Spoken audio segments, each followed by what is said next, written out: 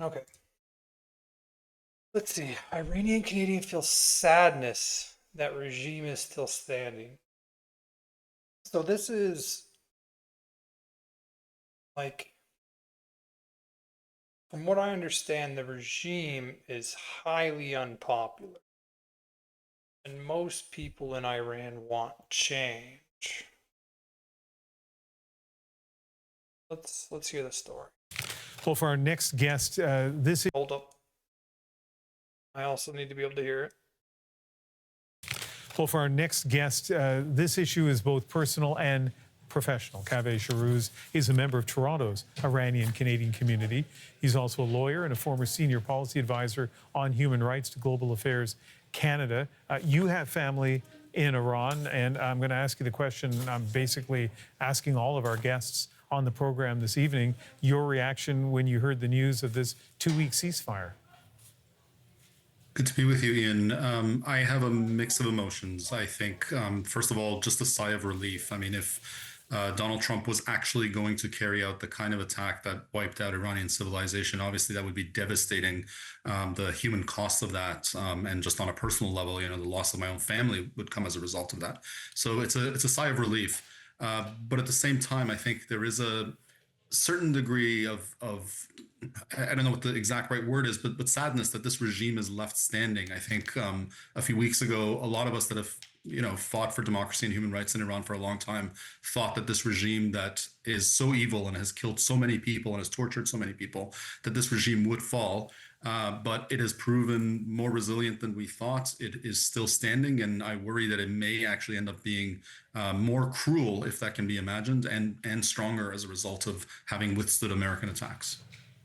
You may have heard the Like, there is certainly something to that. What is it? Hezbollah in southern Lebanon, right? A lot of their power, or at least originally, came from the fact that they fought Israel way off in like 1980 something.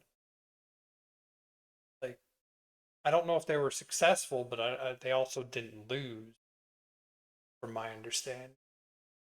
So that was seen as like a win, and then that gave them power. That gave them more power in Lebanon. So if the regime in Iran stays, like, their goal is survival, and if they achieve that goal, then that's a win for them, right? And that could lead to a much, as you said, it could lead to a more brutal regime. Like, from my understanding, the person they put into power after their supreme leader died was more radical. The guy they killed. conversation I had with Parisa just before connecting with you, and it was clear that she, and I'm sure a lot of Iranian Canadians, were hopeful at the beginning of this military campaign. She was hoping that this would lead to regime change. It has not so far. You point out it may leave a regime even more hardline than it was before. But have you gone through those stages as well, from optimism to uncertainty to maybe despair?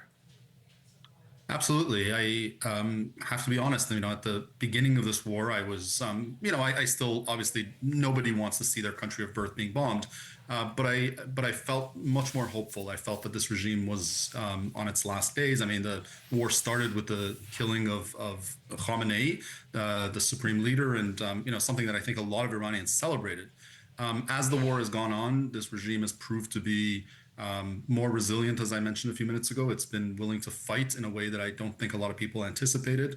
And also, there have been attacks on civilian infrastructure that, it's been very tragic to watch. And civilians have died, which, is always a cause for concern and sadness. So the initial enthusiasm has given way to something a little bit darker. And the worry is, now that this regime is left standing, it will carry out mass executions. It will consider itself stronger and will consider itself to have stronger standing in the international community, which is obviously not an ideal outcome. You're a No, lawyer, it's you're a not. supporter and advocate for human rights. You know, the Prime Minister, Carney, has been urging all the parties to respect international law, but is also So how new is? Just reading the updates at the bottom too. 26 minutes. This is about breaking as it gets. Trump agrees to 2 week ceasefire with Iran if Strait of Hormuz reopens. So we don't know for sure. Like his agreement to the ceasefire is if the Strait of Hormuz open. Now we have to see if the Strait of Hormuz open.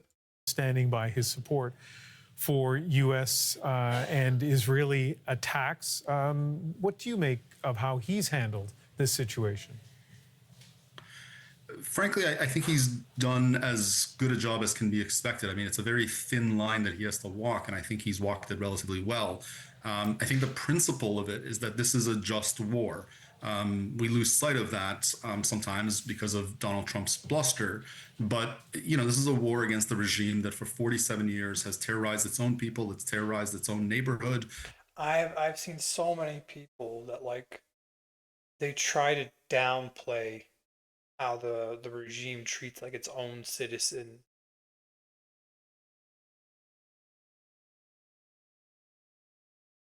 Let's just ask. Not on I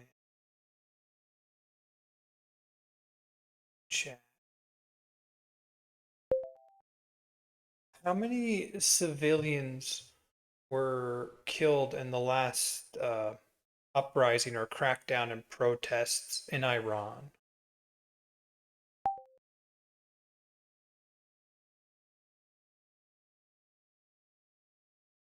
Like I've heard some wild numbers. So let's see what we can find here. The most recent major uprising and crackdown of protests in Iran occurred late December 2025 through early 2026. Yep. These began with economic grievances, quickly spread nationwide across all 31 provinces, took on a broader anti-government demands. Security forces responded with severe crackdown, including live ammunition, shoot-to-kill tactics, internet blackouts, mass arrests. Like, don't they still have an internet blackout? And alleged concealment of bodies via mass graves or withheld remains. The violence peaked around January 8th or 9th, with reports of mass killing. Death toll estimate. Death toll figures vary significantly due to the government's intentional shutdown, which means they're basically all going to be an undercount. Restricted access for independent verification, reprisals against victims' families, and differing mythologies. Here's a breakdown from major sources as of early to mid 2026. The Iranian government, 3,117 total deaths. This includes 202,427 civilians and security forces combined, with the remainder labeled as terrorists or rioters. Okay, let's see what an independent group says. Human Rights Organization, Human Rights Activist News Agency, US based with networks inside Iran, predict around 7,000 verified deaths by February 2026. So if there's 7,000 verified, we also know the Iran government is going to extreme lengths to prevent verification, including 6,508 protesters slash civilians, plus some government forces, 1,000 more cases. On earlier snapshot include okay, Iran human rights, at least 1,400 protesters. Give me some estimates. higher slash. So human rights has verified slash confirmed deaths approximately 7,000. So let's see what some of the estimates are. Or leaked estimates. UN Special Reporter on Iran, at least 5,000, potentially up to 20,000 based on medical sources. Local health official slash hospital records, 12,000 to 36,500 plus protesters related deaths, with peaks during the January 8/9 massacres. Some reports mentioned 16,500 killed and 330,000 injured. Other activists slash eyewitness compilation up to 43,000 in extreme cases, though these are less collaborative. Most independent sources describe the civilians plus protester death toll as thousands, commonly in the 3 to 7,000 verified range. Credible fears or significantly higher totals due to underreporting. This far exceeds prior crackdowns such as. So verified, you're looking at about 7,000, but we also know that the Iranian government are going to extreme lengths to prevent verification through internet blackout, mass arrest, and alleged concealment of bodies via mass grave or withheld remains.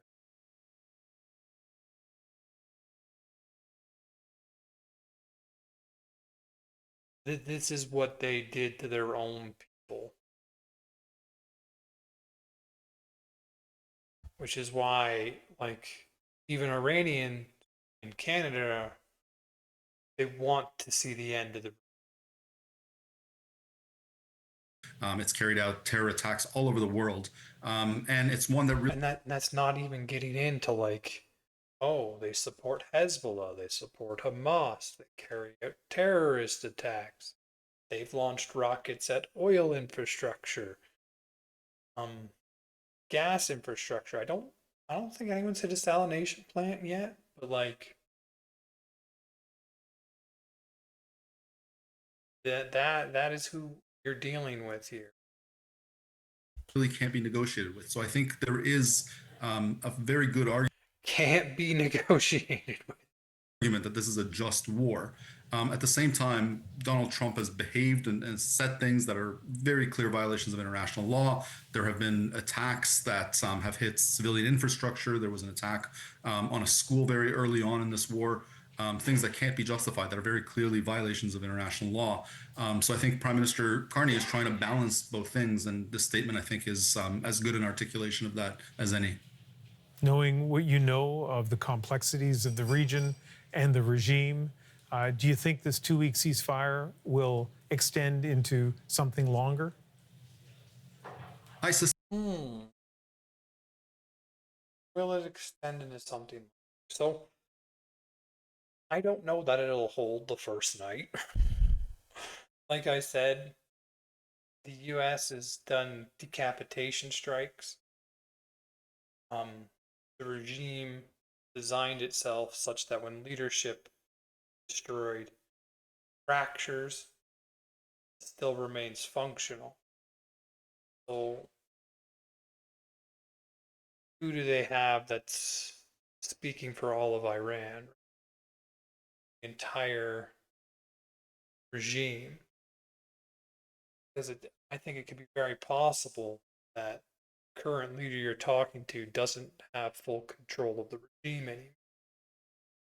And there are people that are just, they were told that this happens, your job is to shut down the strait, keep it shut down. And I guess we'll probably see within the next day, does the ceasefire hold? If it does, I think then they have enough, that there are individuals with enough control over the regime. They can then make negotiations to a ceasefire. So likely, just because of how unpopular the war is in the U.S., to see a ceasefire, a peace deal. It'll probably last a couple of years, and then they'll probably be bombing. And that's what I'd predict. Expect so. I think the Iranians have taken a lot of blows. I mean, they're left standing, but the upper echelons of the regime have been wiped out. Its military has been degraded significantly. So I think they are not keen to get back into the fight. And Donald Trump, I don't think, is keen to continue this fight. This has led to economic stagnation. It's led to falling poll numbers. He, I don't think, has any desire to revive the war after 2 weeks. I think the wild card here will be Israel as to whether or not they will feel bound by this ceasefire. Yeah, like what's going to happen with Lebanon? They've they've gone full in to removing Hezbollah. So if a peace deal is negotiated, like, will Iran try to negotiate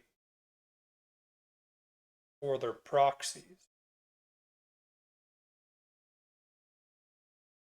And whether or not they will continue once the 2 weeks are done. Kevin Charoux, a lawyer and former. I mean, if not, then do they just drag the things out until Israel has completed its objectives in Lebanon, southern Lebanon? Former senior policy advisor on human rights to Global Affairs Canada. Thank you very much for speaking with us. Thank you, Ian. Okay, that was interesting. I enjoyed that.